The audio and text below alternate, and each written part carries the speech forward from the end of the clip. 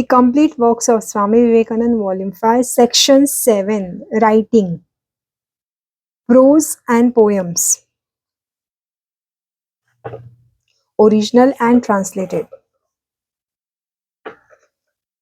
Reason, Faith and Love. Swamiji had made the home of Hale family his headquarters during almost all of 1894 during the pivot of his activities. Moved eastward to the Atlantic coast. It was on George W. Hale's letter paper and thus, presumably, during one of his stay in the latter's home, that Swamiji jotted down in pencil a series of notes on the subject of reason, faith, and love, which have recently come to light. Unfortunately, the date of the manuscript cannot be accurately determined. Reason has its limits, its ways, its degenerations. The walls round it agnosticism, atheism, but must not stop. The beyond is acting upon, influencing us every moment. The sky, the stars, acting upon us, even those not seen. Therefore, must go beyond. Reason alone cannot go. Finite cannot get at the infinite. Faith is degeneration when alone. Bigotry, fanaticism, sectarianism. Narrowing finite therefore cannot get to the infinite, sometimes gain in intensity but loses in extensity, and in bigots and fanatics become worship of his own pride and vanity. Is there no other way? There is love. It never degenerates, peaceful, softening, ever winding. The universe is too small for its expansiveness. We cannot define it. We can only trace it through its development and decrease and decreep its surroundings. It is at first what the gravitation. It's to the external world. A tendency of unification forms and conventionalities are its death. Worship through forms, methods, service, forms up to then no love. When love comes, method dies. Human language and human forms. God has father, God has mother, God has the lover. Surata Vardhanam, etc. Solomon's Song of Songs. Dependence and independence, love, love. Love the chaste wife, Anusuya Sita, not has hard, dry duty, but has ever pledging love, Sita worship. The madness of love, God intoxicated man, the allegory of Radha, misunderstood. The restriction more increase. Lust is a death of love. Self is a death of love. Individual to general, concrete to abstract, to absolute. The praying Mohammedan and the goal, the sympathy, Kabir. The Christian nun from whose hands blood came, the Mohammedan saint. Every particle seeking its own complement. When it finds that it is at rest, every man seeking happiness and stability. The search is real, but the objects are themselves. But happiness is coming to them, momentary, at least through the search of these objects. The only object, unchangeable, and the only complement of character and aspiration of the human soul is God. Love is struggle of human soul to find its complements, its stable equilibrium, its infinite rest. Next, six Sanskrit mottos. First, when in search of knowledge or prosperity, think that you would never have death or disease, and when worshipping God, think that death's hand is in your hair. Second, virtue is the only friend which follows us even beyond the grave. Everything else ends with death. Vivekananda. Third, one infinite, pure, and holy, beyond thoughts, beyond qualities, I bow down to thy. Swami Vivekananda. Fourth, equality is all beings. Equality in all beings. This is a sign of the free. Vivekananda. Fifth, thou art the only treasure in this world. Vivekananda. Sixth, thou art the father, the Lord, the mother, the husband, and love. Swami Vivekananda. Next, the message of divine wisdom. The following three chapters are discovered among Swami Vivekananda's papers. He evidently intended to write a book and jotted down some points for the work. First, bondage. Second, the law. Second, the law. Third, the absolute and the attachment of freedom. Absolute and the attainment of freedom. First, bondage. First point. Desire is infinite, its fulfillment limited. Desire is unlimited, is everywhere. The power of fulfillment varies. Thus, some are more successful than others in life. Second, this limitation is the bondage we are struggling against all our lives. Third, we desire only the pleasurable, not the painful. Fourth, the objects of desire are all complex, pleasure giving and pain bringing mixed up. Fifth, we do not or cannot see the painful part in objects. We are charmed with only the pleasurable motion, and thus grasping the pleasurable, we unwillingly or unwittingly draw in the painful. Sixth, at the time at the times we vainly hope that in our case only the pleasurable will come, leaving the painful aside, which never happens. Seventh, our desire also are constantly changing. What we would prize today, we would reject tomorrow. The pleasure of the present will be the pain of the future. The love hated, and so on. Eighth, we vainly hope that in the future life we shall be able to gather in only the pleasure to exclusive exclusion of the pain. Ninth, the future is only the intention of the present. Such a thing cannot be. Tenth, whosoever seeks pleasure in objects will get it, but he must take the pain with it. 11th, all objective pleasure in the long run must bring pain because of the fact of change or death. 12th, death is the goal of all objects. Change is the nature of all objective things. 13th, as desire increases, so increases the power of pleasure, so the power of pain. 14th, the finer the organism, the higher the culture, the greater is the power to enjoy pleasure, and sharper are the planks of pain. 15th, mental pleasures are greatly superior and physical joys. Mental pains are more poignant than physical tortures. 16th, the power of thought, of looking far away into the future, and the power of memory, of recalling the past to the present, make us live in heaven. They make us live in hell also.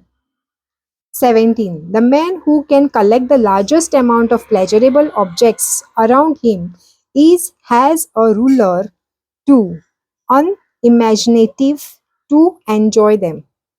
The man of great imagination is thwarted. The man of great imagination is thwarted by the intensity of his feeling of loss or fear of loss or perception of defects. 18th, we are struggling hard to conquer pain, succeeding in the attempt and yet creating new pains the same time.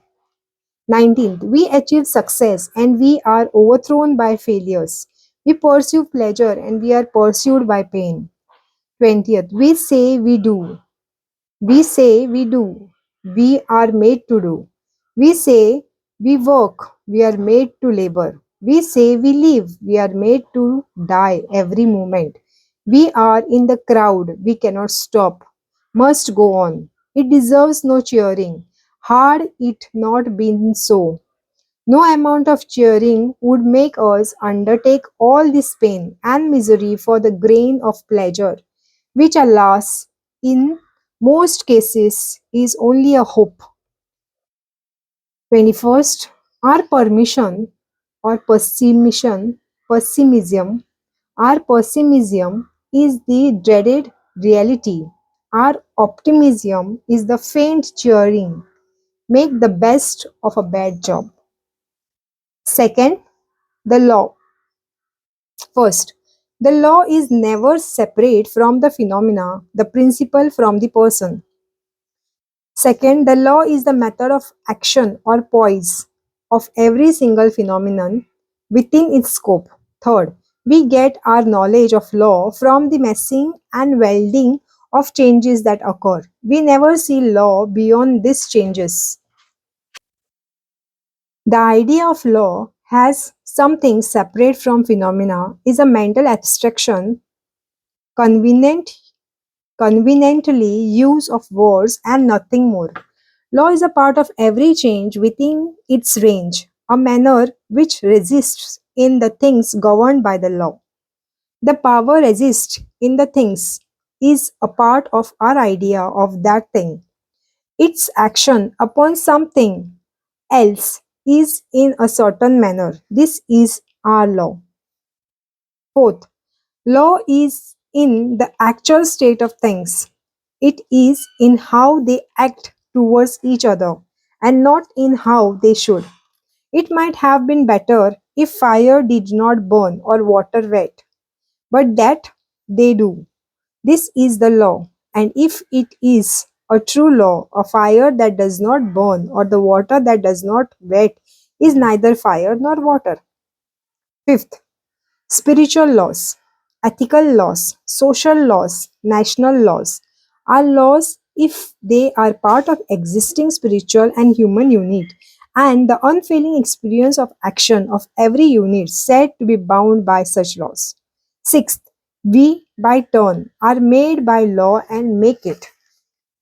A generation of what man does invariably in certain circumstances is a law with regard to man in that particular aspect. It is the variable, universal human action that is law for men and which no individual can escape. And at the summation of the action of each individual is the universal law. The sum total or the universal or the infinite is fashioning the individuals, while the individual is keeping by acting its action the law alive. Law is the sense Law in this sense is another name for the universal. The universal is dependent upon the individual dependent upon the universal.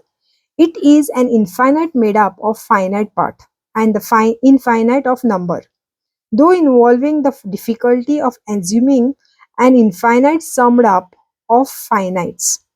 Yet, for all practical purposes, it is the fact before us. And has the law or the whole or the infinite cannot be destroyed, and the destruction of a part of any infinite is an impossibility. As we cannot either add anything to or abstract or subtract anything from the infinite, each part persists forever. Seventh, laws regarding the materials of which the body of man is composed have been found out, and also the persistence of this material through time has been shown. The elements which compose the body of man 100,000 years ago have been proved to be still existing in some place or other. The thoughts which have been projected also are living in the other minds. Eighth, but the difficulty is to find a law about the man beyond the body. Ninth, the spiritual and ethical laws are not methods of action of every human being. The system of ethic, of morality, even the national laws, are honored more in the breach than in the observance. If they were laws, how could they be broken? Tenth, no man is able to go against the law of nature. How is it that we always complain of his breaking the moral laws, national laws?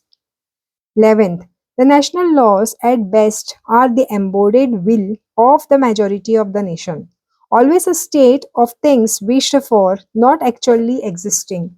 12th, the ideal law may be that no man should covet, no man should covet the belonging of others, but the actual law is that a very large number do. 13th, thus the word law used in regard to laws of nature has a very different interpretations when applied to ethics and human actions generally. 14th, analyzing the ethical law of the world and comparing them with the actual state of things, two laws stand out supreme. The one that of repiling everything from us, separating ourselves from everyone, which leads to the self-aggrandizement, even at the cost of everyone's else happiness. The other, that of the self sacrifice, of taking no thoughts of ourselves, only of others. Both spring from the search for happiness. One of finding happiness in injuring others, and the ability of feeling that happiness only in our own senses. The other of finding happiness in doing good to others, the ability of feeling happy as it were through the senses of others. The great and good of the world are those who have the latter power predominating. At both these are walking side by side, conjointly. In almost every one they are found in mixture. They are found in mixture, one or other predominating. The thief steals, perhaps, for someone he loves.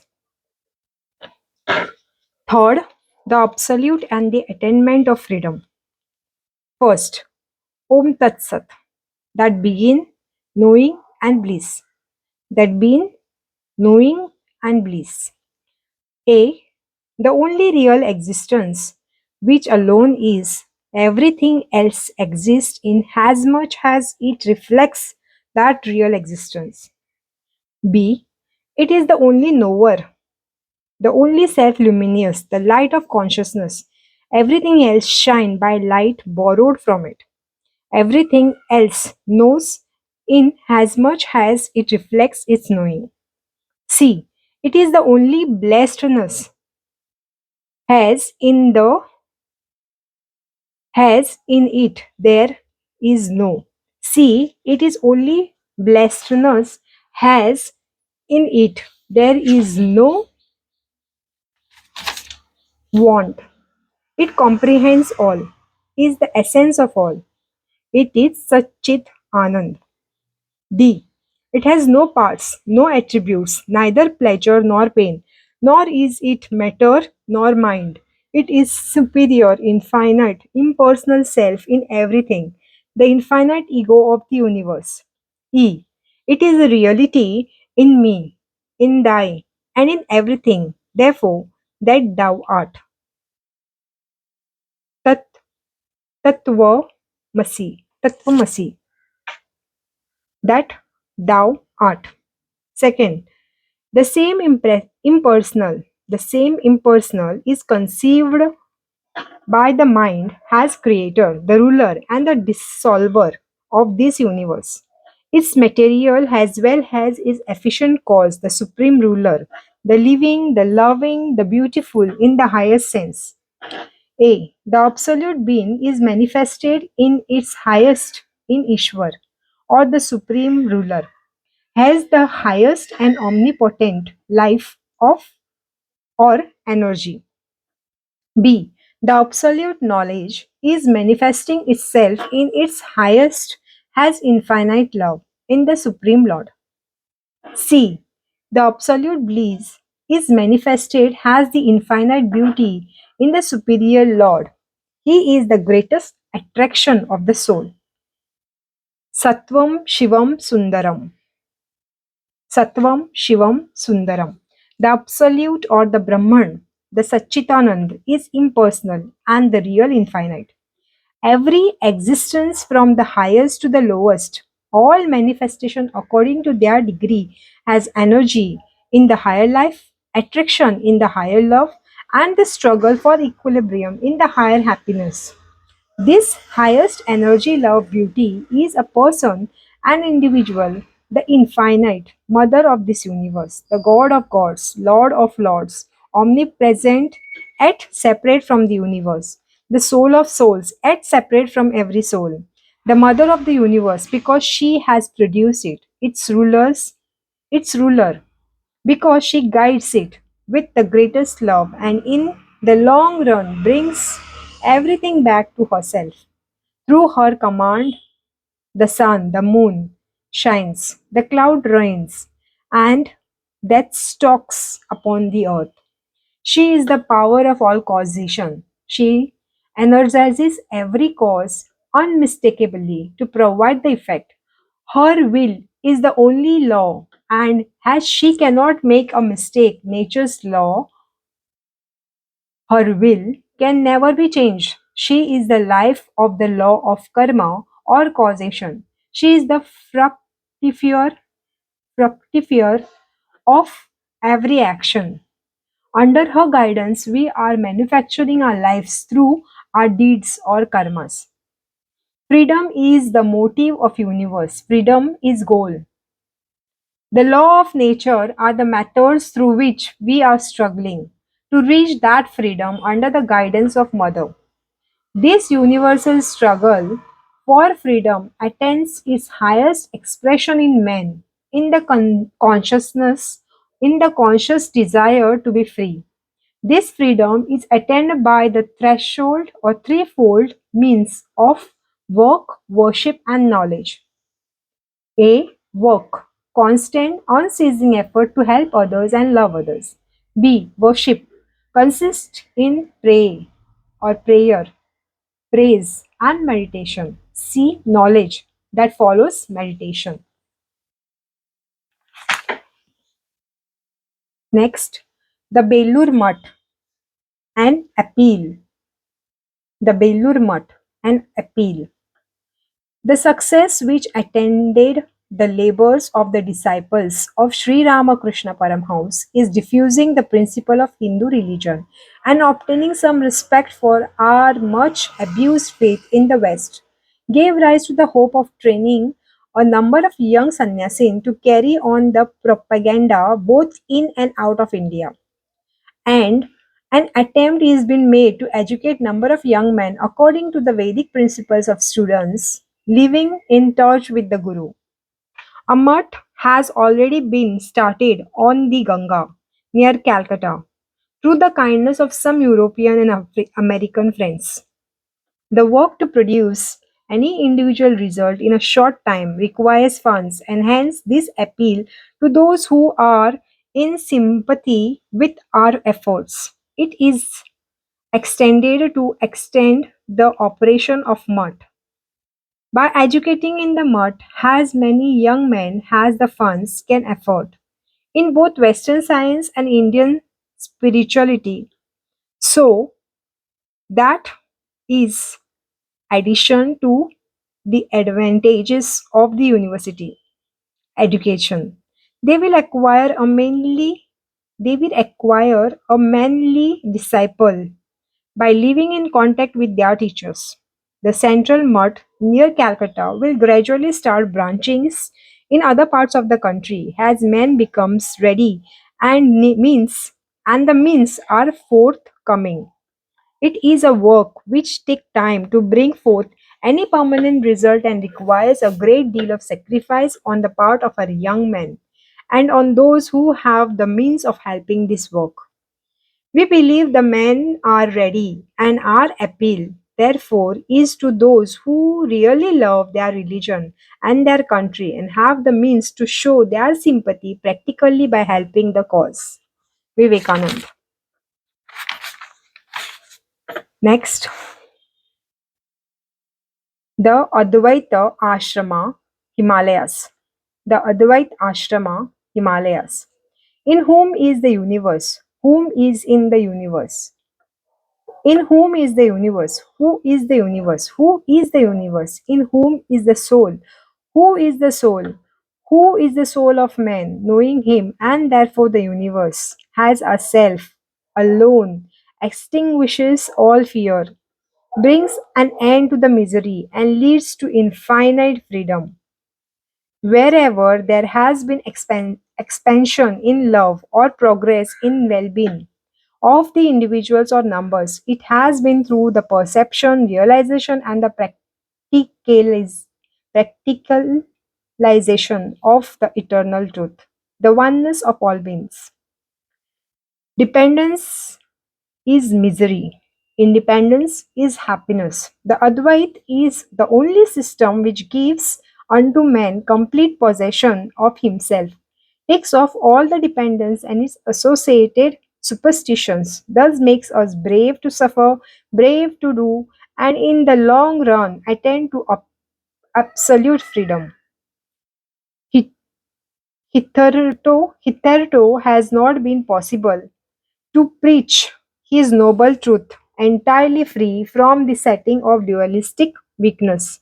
This alone, we are convinced, explains why it has not been more observative and useful to mankind at large to bring this one truth of fear or freer and fuller scope in elevating the lives of individuals and leaving the mass of mankind.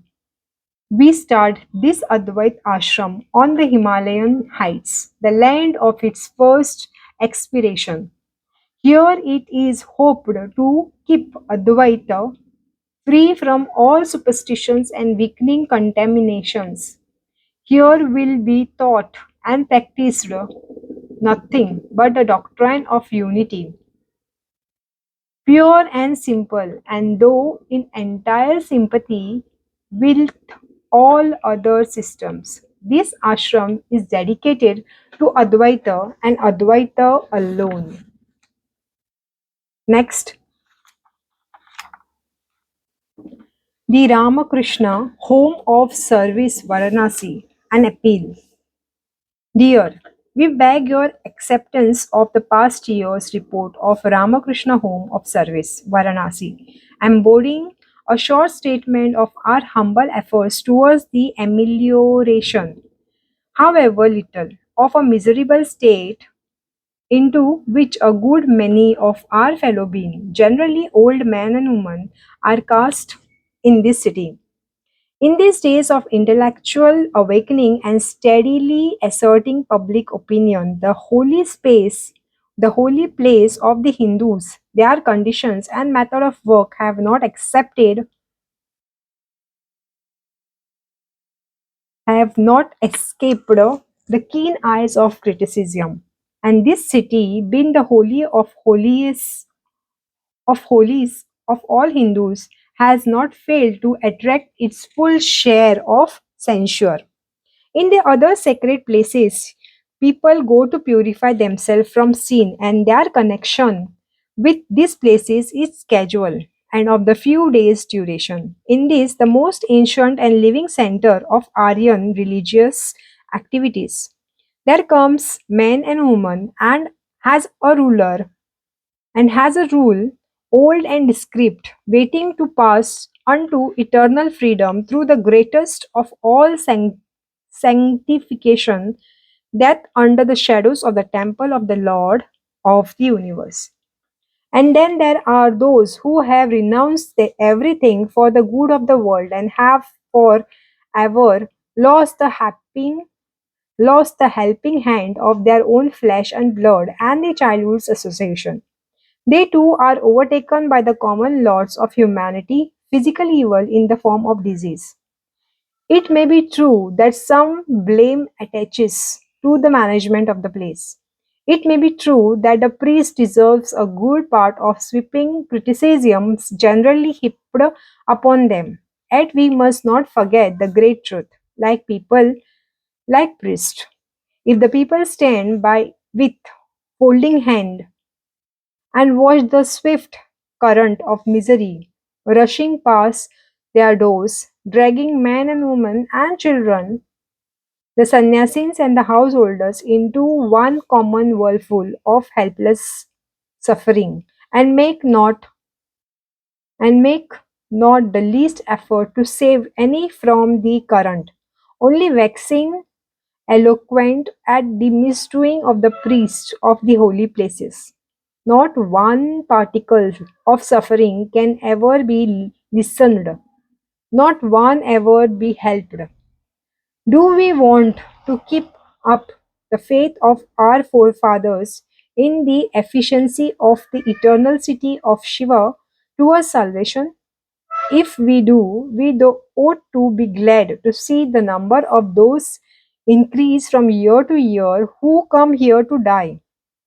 And blessed be the name of the Lord, that the poor have their eager desire for salvation, the same as ever.